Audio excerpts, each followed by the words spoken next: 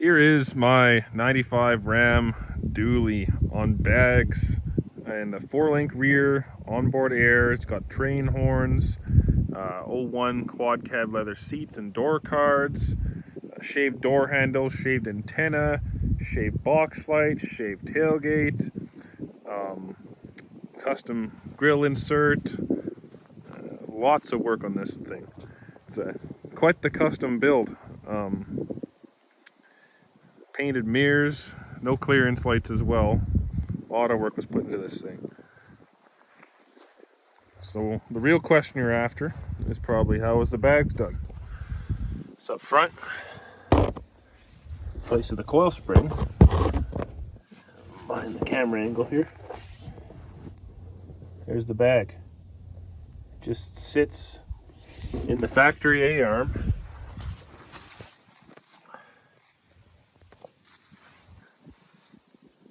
With a little spacer in the bottom.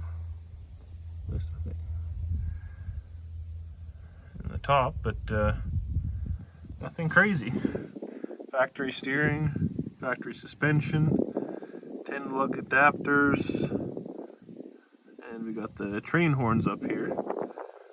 Moving to the rear, it's actually a really interesting way they did the 4-link. You've got the factory leaf spring mounts here, and from there it goes to the bottom of the axle, and then the same for the rear. I'll show that in a second here. You can see the shock is mounted to the frame with a bracket a little bit above the control arm, and it's kind of about where the factory overloads go, a little bit higher, I think.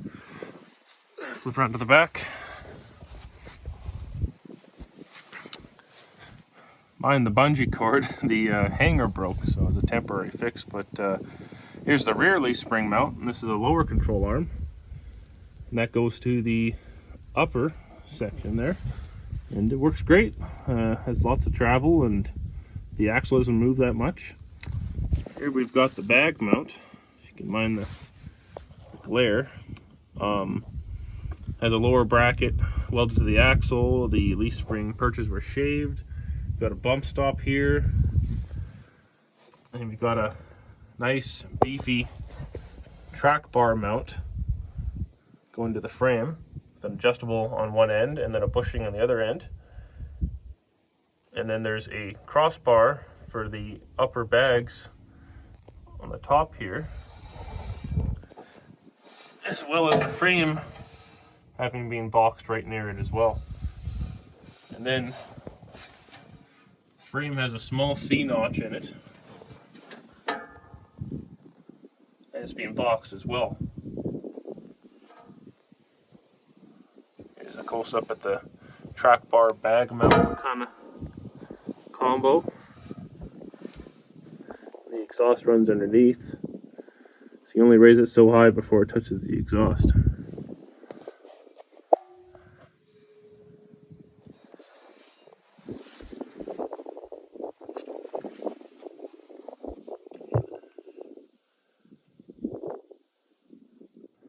I think this was for a trailer step or something like that, but there's the other control arm. And then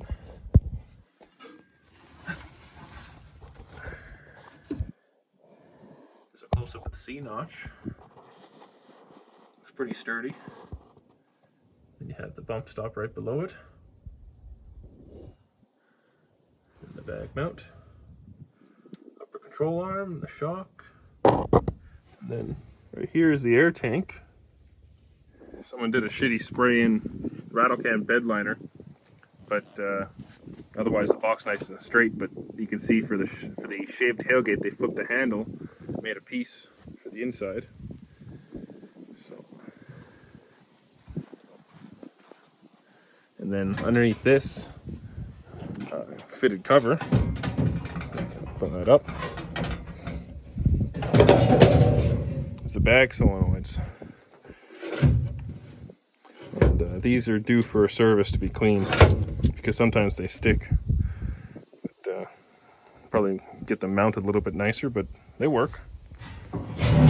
Coming over to the interior, we've got the newer quad cab leather door cards, and the corner was melted and fitted to fit the regular cab doors. as in the quad cab this is square and it hits this lower rounded part here, as well as these newer 98 and newer quad cab leather seats being put in as well, and the floors are different, so there's some spacers here and they're wired in. It's kind of a rat's nest underneath there, but they work.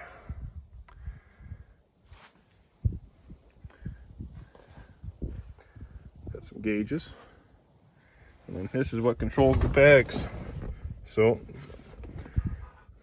these control the front bags. So this is left, front, right, back left, back right, both, and then both front. So that doesn't work as well. So I just do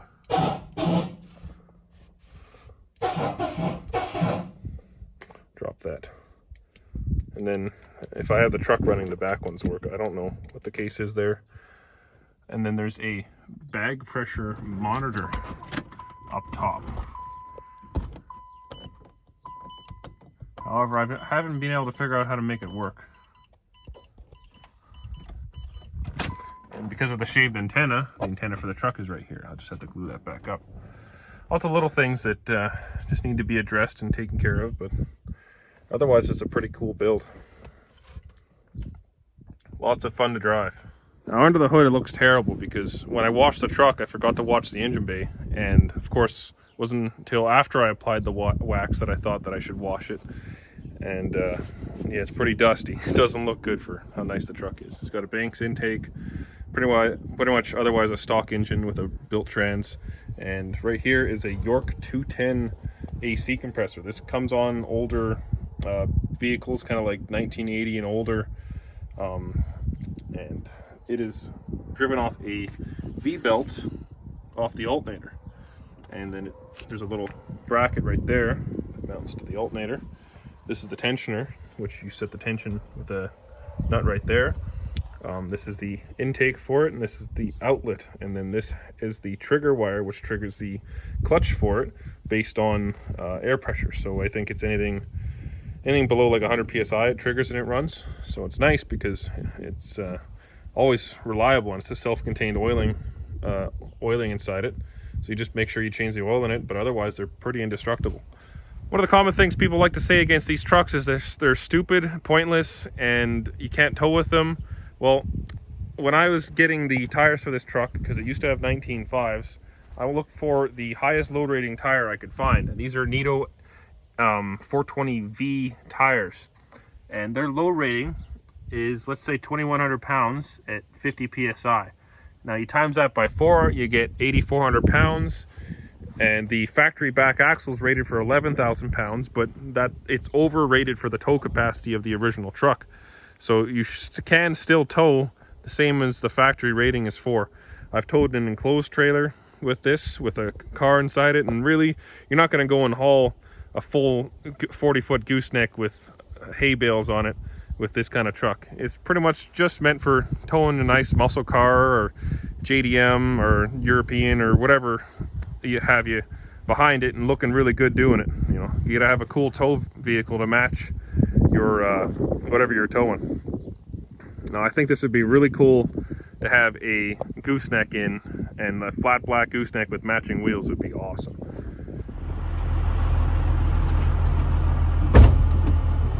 Another common question is ride quality, and it kind of varies.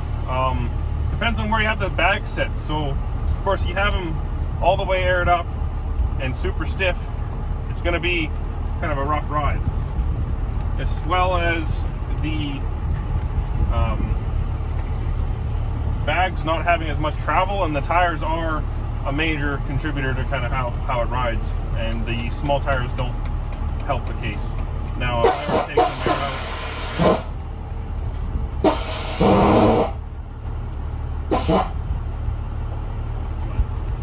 Sticky here.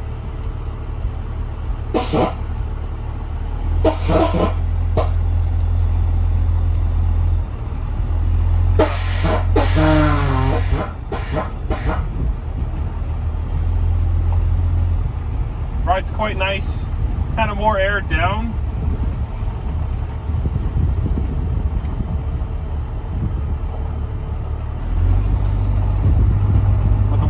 having it air down too much is it gets really soft in the front, and I think this truck would benefit from a stiffer set of front springs. So air down pretty good in the front, air down not too far in the back, because you can't have it down too much, or else when you hit a bump, the tires will hit the box. That could be corrected by lowering narrowing the rear axle so that the tires can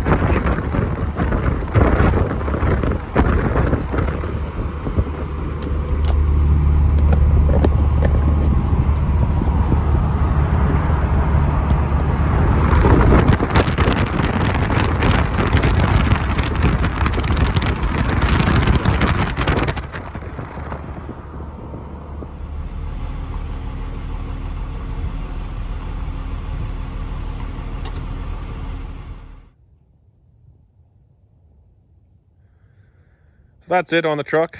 I think the only thing I haven't covered is the wheels. They are 22.5 AccuRides milled down to 22 inches, and they run a 8 to 10 lug adapter. Nothing special. They are very heavy, I'll give you that.